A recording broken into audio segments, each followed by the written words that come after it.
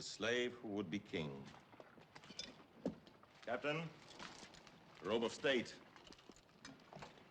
His Hebrew mother brought it to the prison before she died.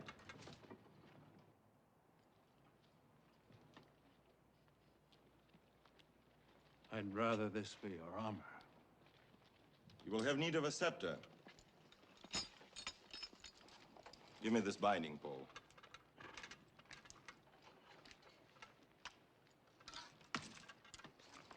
Here is your king's scepter, and here is your kingdom. With the scorpion, the cobra, and the lizard for subjects. Free them if you will. Leave the Hebrews to me. Give this prince of Israel 1 day's ration of bread and water. 1 day's ration? It'll take many days to cross this wilderness, if he can cross at all.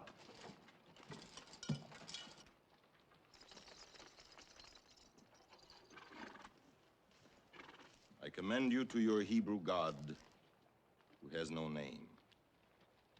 If you die, it will be by his hand, not by mine.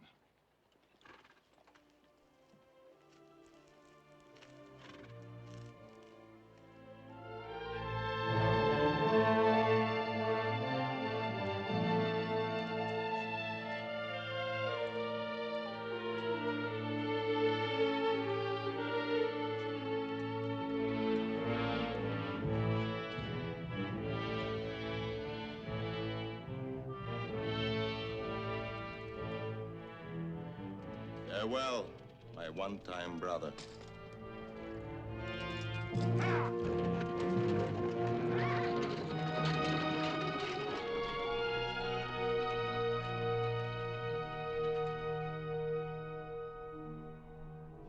Into the blistering wilderness of Shur, the man who walked with kings now walks alone.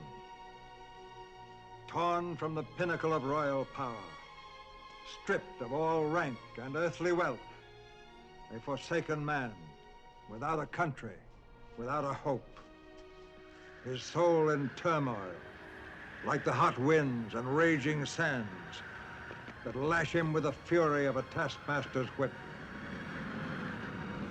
He is driven forward, always forward, by a God unknown toward a land unseen. Into the molten wilderness of sin, where granite sentinels stand as towers of living death to bar his way. Each night brings the black embrace of loneliness. In the mocking whisper of the wind, he hears the echoing voices of the dark.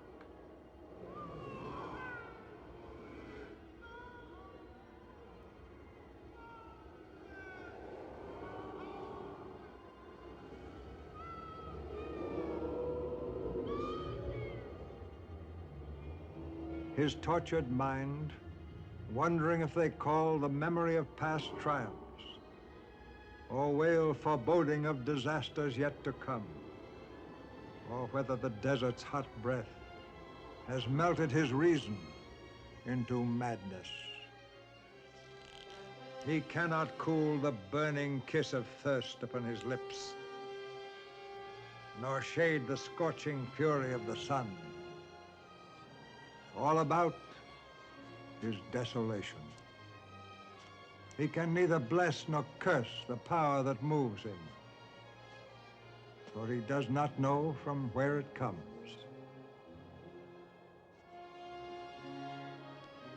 Learning that it can be more terrible to live than to die, he is driven onward through the burning crucible of desert, where holy men and prophets are cleansed and purged for God's great purpose. Until at last, at the end of human strength, beaten into the dust from which he came, the metal is ready for the Maker's hand.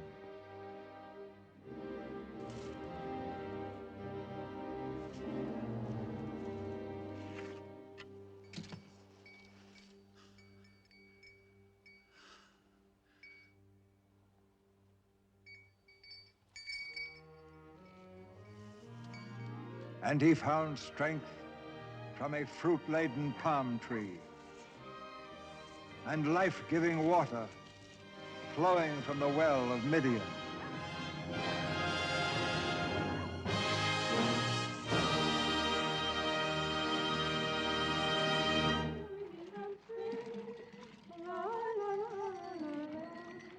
If only sheep were men. Unmarried men. Can you think of nothing else? I don't know. I've never tried. I wish sheep could learn to water themselves. You needn't have painted your nails, Lulua. There isn't a man from here to Horeb.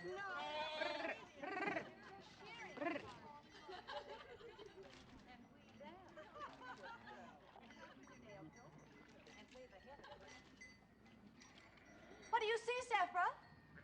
What are you looking at? A man. Oh, what? A man? Kind of a man. Only one man. Was he handsome? Look at his sandals. Egyptian. His robe is not Egyptian. Who cares? He's nice. Yes. He's eaten a whole bunch of dates. Could it be dangerous? Are you sure he's alive? Oh, I hope so. Do you think he's married? Look, there's real trouble.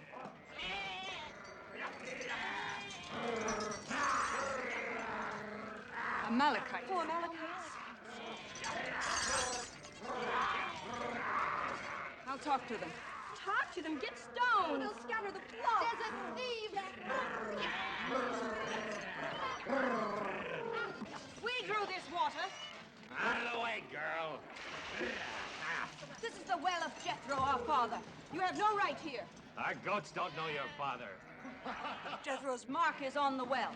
They can't read either. Nor can we.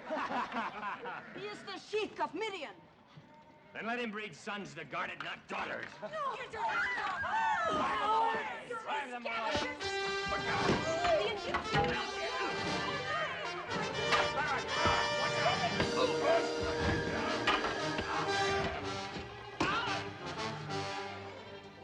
Let them be first whose hands have drawn the water. The stranger is wise and strong. Drive back your goats until the sheep are watered.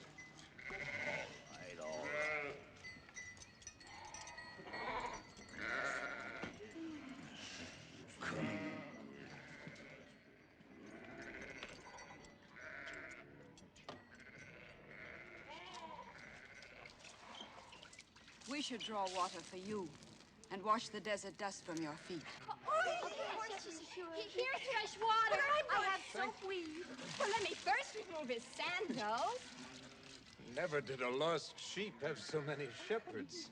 We have no towel. Oh, my veil will serve. But Here, let me pour the water. Am I to be bathed or drowned? I'll hold it for you. Is it true that Egyptian girls paint their eyes? Yes, but very few have eyes as beautiful as yours. And who's the brave one who stood against the Amalekites? Oh, that's Sephra. She's the oldest. Since you have already divided the stranger among you, I will ask a welcome for him in our father's tent. Our father's Jethro. He's sheik of Midian.